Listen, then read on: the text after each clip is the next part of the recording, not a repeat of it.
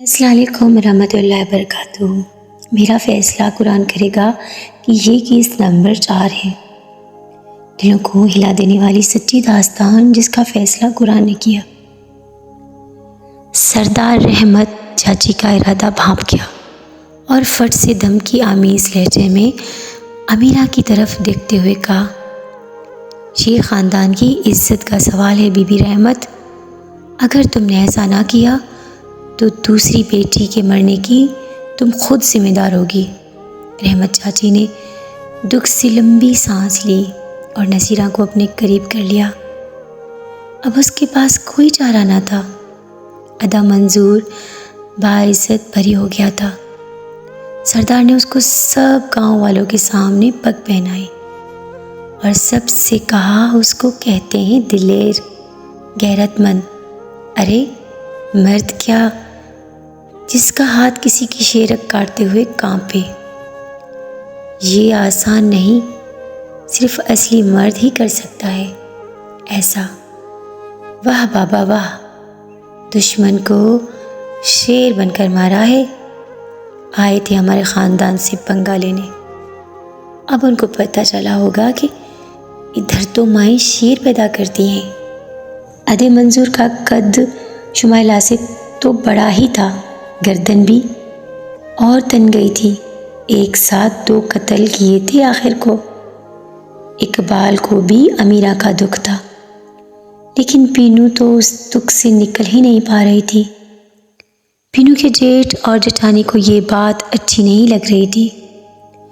اقبال کے بھائی اللہ وسایا نے ایک دن اقبال کو بلا کر اس کے کندھے پر ہاتھ رکھ کر کہا، بھالی یہ دل ہر وقت رو رہی ہوتی ہے، سمجھا دے اس کو، کالیوں پر رونا نحوست ہے، ہمارے قبیلے کی ریت نہیں ہے، یہ سمجھا دے اس کو ورنہ مجھے آتا ہے سمجھانا۔ چاچا اور منصور کو یہ بات اچھی نہیں لگے گی۔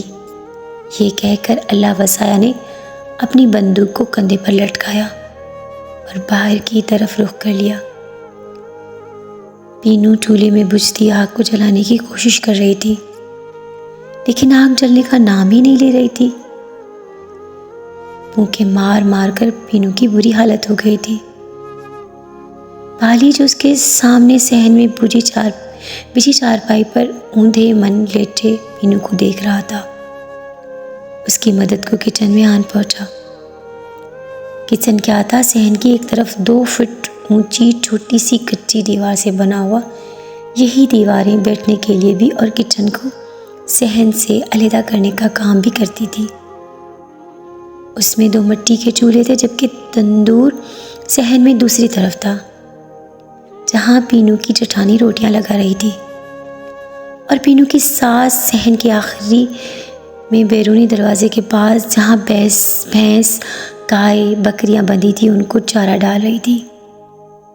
بالی کا بھتیجا مرغیوں کو ان کے دربے کی طرف لانے کی تک دوڑ کر رہا تھا، اور بالی نے صحن میں چاروں طرف بغور دیکھا اور پینو کو چولہے سے ہٹنے کو کہا اور اس کی جگہ بیٹھ گیا اور پھونکنی سے آگ جلانے لگ گیا۔ تھوڑی ہی دیر میں چولہے میں آگ بھڑک رہی تھی۔ بالی اٹھ کر کچن کے دروازے پر بیٹھ گیا اور محبت بھری آواز میں پینو سے گویا ہوا، پینو کب تک سو بناؤ گی؟ مرنے والوں کے ساتھ مرا نہیں جاتا۔ پگلی بالی، اگر مجھے بھی مار دیا گیا تو بھی تم ایسے کہو گے؟ دکھ سے کندھے گلے کے ساتھ بولی۔ اللہ سائیں نہ کرے پینو، کیسی بات کرتی ہو؟ کون تمہیں مارے گا اور کیوں مارے گا؟ وجہ تو امیرہ کو مارنے کی بھی کوئی نہ تھی، پھر اسے کیوں مارا؟ پینو آنسوؤں سے لبریز آواز میں بولی۔ پینو کی آنکھوں سے چند آنسو گرے اور چولہے میں جلدی آگ کا حصہ بن گئے۔ صحیح کہتے ہیں، وقت سے بڑا کوئی مرہم نہیں۔ رحمت چاچی کے آنسو سوکھ گئے، لیکن ان کی آنکھوں کی نظر کم کر گئے۔ وہ ہر گھر آنے والے کو مشکل سے پہچانتی۔ کچھ پرانی یادوں نے ان کی یادداشت پر گہرے اثر ڈالے ہیں۔ ادا منظور کو اب پنچایت میں کافی عزت حاصل تھی۔ سردار کے خاص بندوں میں شمار ہونے لگا تھا پینو کا۔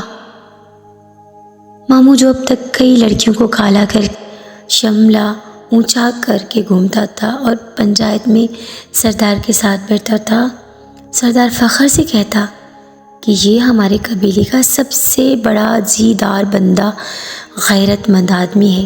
اتنی غیرت کوٹ کوٹ کے بھری ہے کہ عورت کے سر سے دوپٹہ بھی گرے تو یہ اس کو قتل کر دے۔ اس لیے تو گاؤں کی 17 سال بوڑھیاں ہوں یا 4 سال لڑکی، کسی کے دوپٹے لیتی ہیں، کس کے دوپٹے لیتی ہیں اور رمضان خان کے نام سے ہی تھر تھر کانپتی ہیں۔ سردار کا دوسرے علاقے کے سرداروں کے سامنے رمضان کا یہ تعارف رمضان کا سر فخر سے بلند کر دیتا۔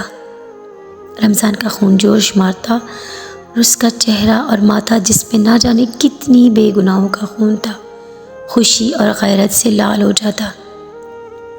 اسے غیرت مندی کا ایسا چسکا پڑا تھا کہ اس کی وحشی آنکھیں ہر وقت شکار کی متلاشی رہتی۔ یوں تو اس گاؤں میں سورج اپنی پوری آفتاب سے چمکتا، لیکن کبھی کبھی کسی کے نصیب میں اندھیرا چھا جاتا۔ آج کا دن پینو کے نصیب کا سیاہ دن ثابت ہوا۔ کچھ یوں کہ گھر کے بڑے سے صحن میں جھاڑو لگانے کے بعد پینو نے گندے برتنوں کا ٹوکرا نکلے ہینڈ پمپ کے قریب رکھا جو کہ بیری کے درخت کے نیچے موجود تھا، اور برتن دھونے کے لیے گھر سے باہر کٹورے میں ریت لینے گئی۔ وہ ریت لے کر پلٹ رہی تھی کہ ایک اجنبی شخص جو سامنے سے آ رہا تھا اس گاؤں میں نیا تھا۔ اس نے پینو سے کہا، سنو ادی، آپ کو رحیم خان کے گھر کا پتہ ہے؟ پینو نے اپنا منہ دوپٹے سے اس طرح ڈھانکا کہ صرف آنکھیں ہی نظر آ رہی تھی، اور اپنی انگلی سے کھیتوں کے اس پار بنے ہوئے چند گھروں کی طرف اشارہ کیا کہ اس طرف ہے۔ اجنبی شخص نے شکریہ ادا کیا اور اس طرف کو چل پڑا۔ پینو کچھ حیران تھی کیونکہ گاؤں میں اس طرح باہر کا کوئی شخص نہیں آتا تھا۔ اس پورے گاؤں میں اس کے رشتہ دار اور قبیلے کے لوگ تھے۔ جہاں تک نظر پڑتی سب زمینیں ان کی اور باقی رشتہ داروں کی تھی۔ کسی غیرت کو نہ تو وہاں گھر بنانے کی اجازت تھی اور نہ زمین خریدنے کی۔ بہت دور باغوں کے اس پہاڑ نہر کے کنارے اس گاؤں کے شروع میں ایک ڈیرا تھا جہاں باہر کے لوگ آ سکتے تھے، لیکن گاؤں کے اندر تو سوال ہی نہیں پیدا ہوتا تھا۔ اس لیے پینو بھی حیران تھی۔ اس ششو پنج میں وہ واپس گھر کی طرف پلٹی۔ دروازے پر اس کی جٹھانی کھڑی تھی جو اس شخص کے پینو کے ساتھ بات کرنے کو جانے کیا رنگ دے چکی تھی۔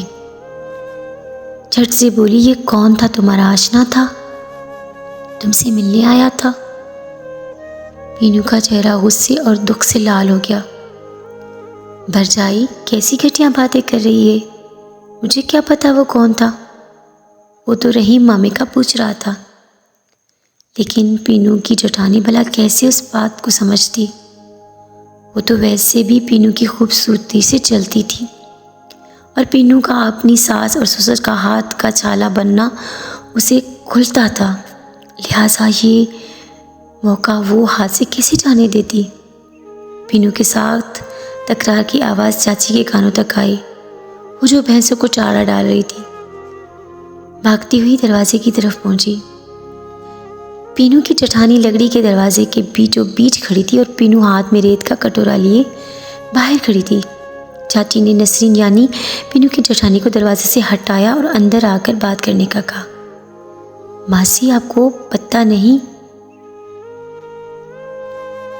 یہ کالی ہے، میں نے خود اسے غیر مرد کے ساتھ دیکھا۔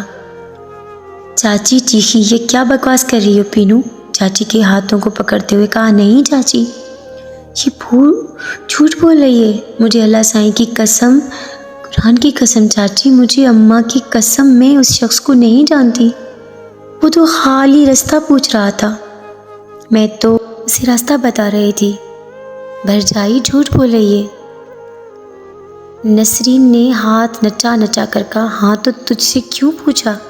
تیرا جاننے والا تھا کیا؟ چاچی نے نسرین کو ہٹایا اور چپ رہنے کے لیے اس کے آگے ہاتھ جوڑے اور پینو کا ہاتھ پکڑ کر اندر لے آئی۔ نسرین بڑبڑاتی ہوئی اندر چلی گئی۔ پینو رو رو کر ہلکان ہو رہی تھی اور چاچی رو رو کر۔ چہرے کی لکیریں آنے والے وقت کی فکر اور دکھ سے اور گہری ہو گئی۔ کیا ہوگا پینو کا؟ کیا پینو کے ساتھ بالی بھی اس کو قصوروار سمجھے گا یا پینو پر یقین کرے گا، یا پھر پینو کو بھی گالی کر کے مار دیا جائے گا؟ دیکھیے گا نیکسٹ پارٹ میں۔ اگر آپ کو ہماری کہانی پسند آتی ہے تو اپنی قیمتی رائے کا اظہار ضرور کیجیے گا۔ ملتے ہیں نیکسٹ ویڈیو میں، تب تک کے لیے اللہ حافظ۔